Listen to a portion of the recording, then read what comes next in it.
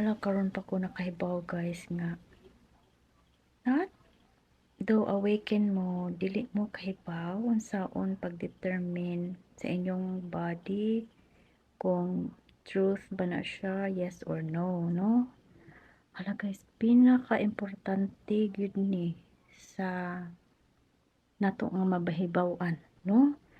Nag-practice ko ni 3 months pa ko sa journey ako nang gi-assign na akong lawas unsa akong gusto nga makahibaw ko kung gikan ba ni siya sa pure truth ni siya or if in case na baroy mga spirit moduol na ako, no? Ako nang gi-assign na akong lawas o si kuan ka, si angel ka o si kuan ka o di ba? Gi-assign na gyud nako akong body, nag-practice kaayo ko. Unya simple ra man na siya, ang imong body mo sabot ra na ni. Basta firm ka kinsa man ka, no? Ako kibaw ato basta ako ang boss. Oh.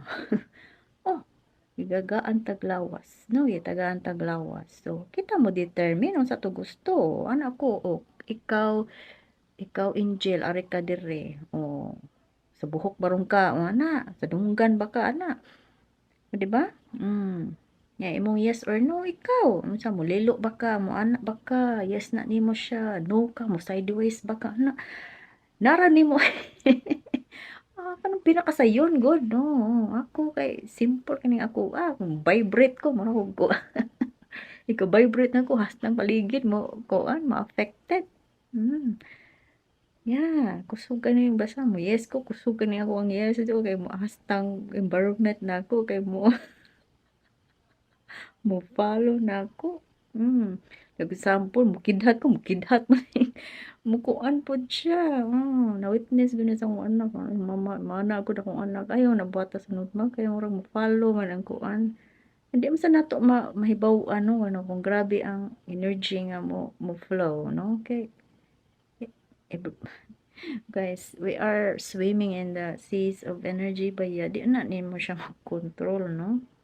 Kung mo appear gyud siya, mo appear gyud na.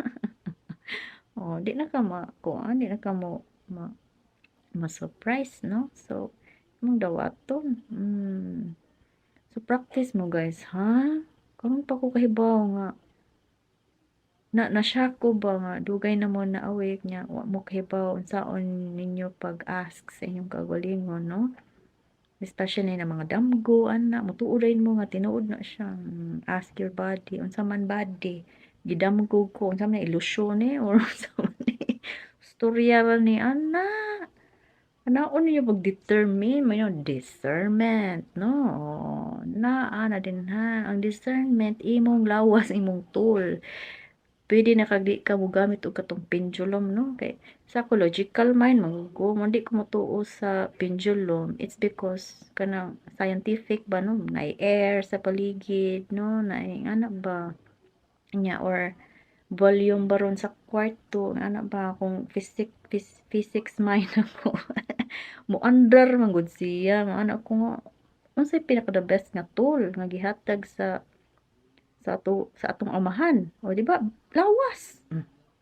O di lawas unsa man tinuod ni o di pangutan-on mo imong lawas di na siya mulay mao ni ato ang kuan unsa na tawagan na nato ay kompas kompas ni siya.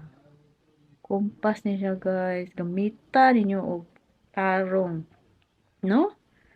Pero kay bawo mo unsa may kuan kani akong na learn karon tinuod ni unsa ni maka-improve ni nako. Oh.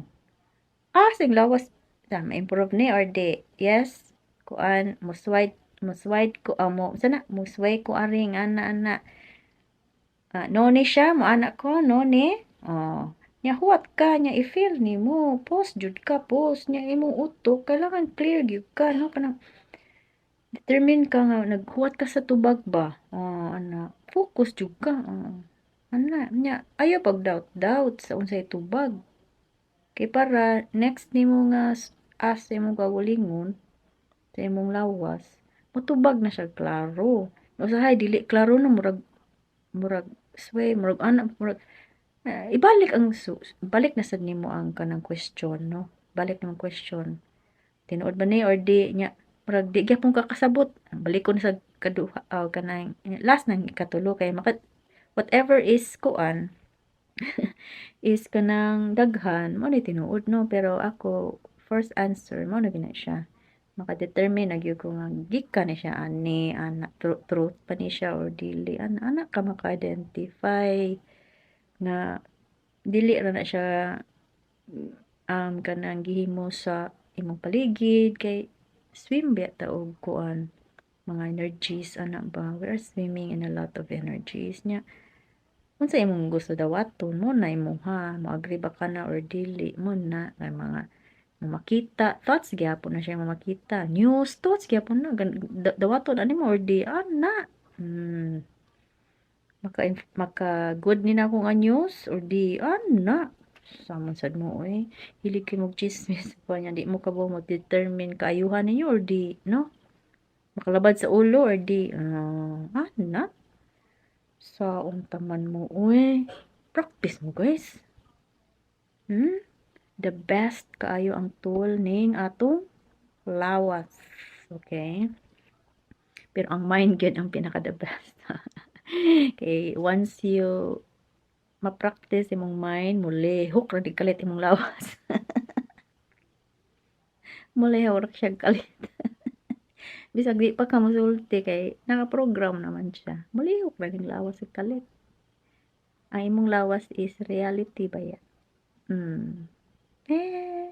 lisura no yes practice gyapon na ako di lagi ko musulti di sa tinuod no musulti ko kanang na practice na ako hindi pa ko sure di ko musulti kay di ta sure ana kay kasab-an tas langit tapay langit kasab-an ta na mo bounce back na nato mamakak ta di ta mamakak guys